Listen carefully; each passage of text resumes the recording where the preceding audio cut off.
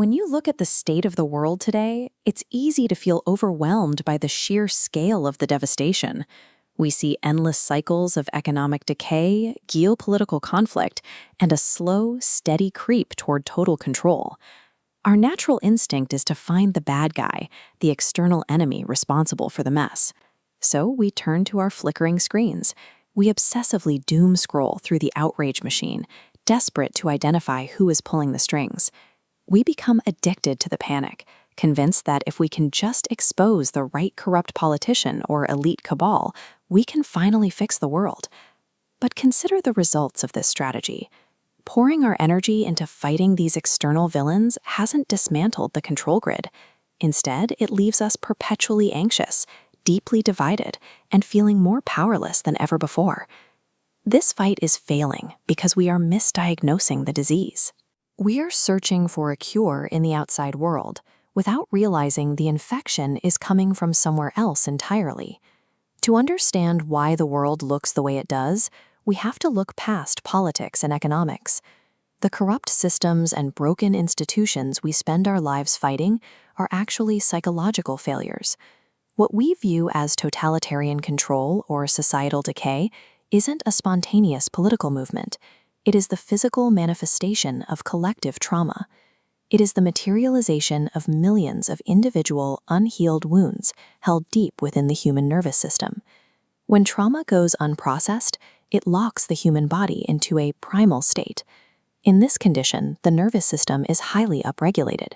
Survival instincts take over, and raw fear dictates every reaction, every thought, and every behavior. When you multiply that individual fear by 8 billion people, you get the global control grid. The systemic decay we see in the external world is a macro-scale expression of the unhealed rot hiding inside our own collective psyche. To trace the origins of this global chaos, we have to zoom all the way in to the micro level, to the early childhood experiences where the human mind first encounters pain it cannot process, and the psyche begins to fracture. To survive that initial pain, the mind builds protective layers. It forms limiting beliefs, like the deeply rooted terror that there is something wrong with me, and wraps them around our core like jagged rings of defense. Over decades, these dense, distorted layers of coping mechanisms begin to calcify.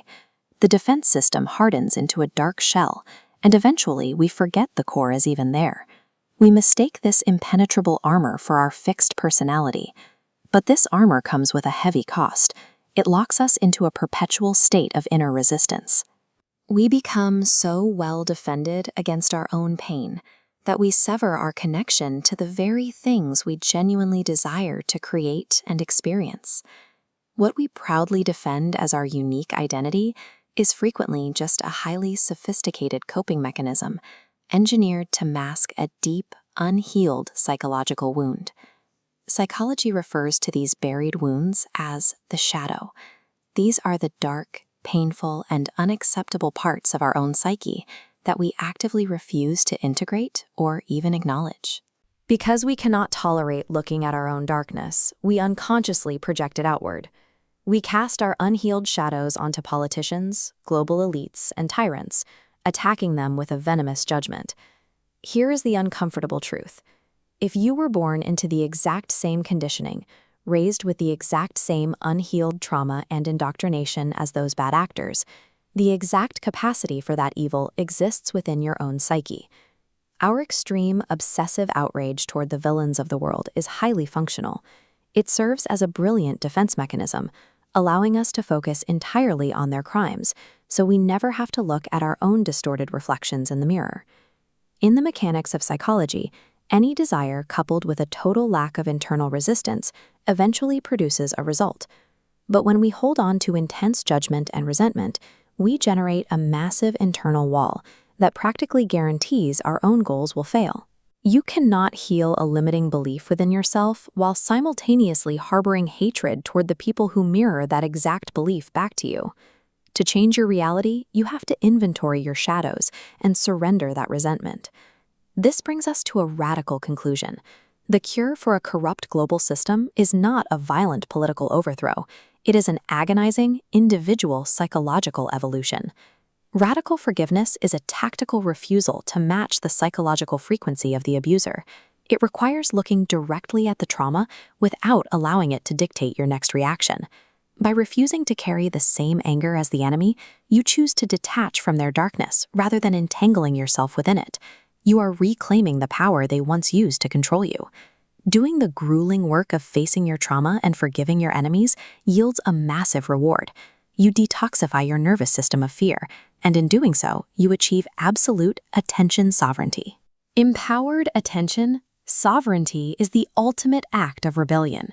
When your fear can no longer be triggered, you starve the old system's outrage machine of the single most valuable resource it needs to survive, your life force.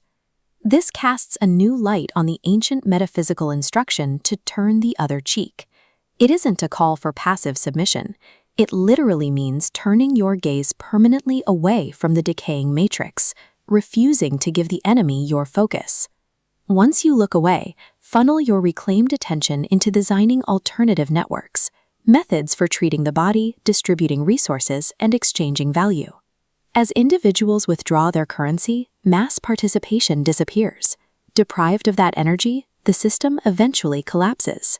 The new world will not be inherited by those who spend their lives fighting the old one.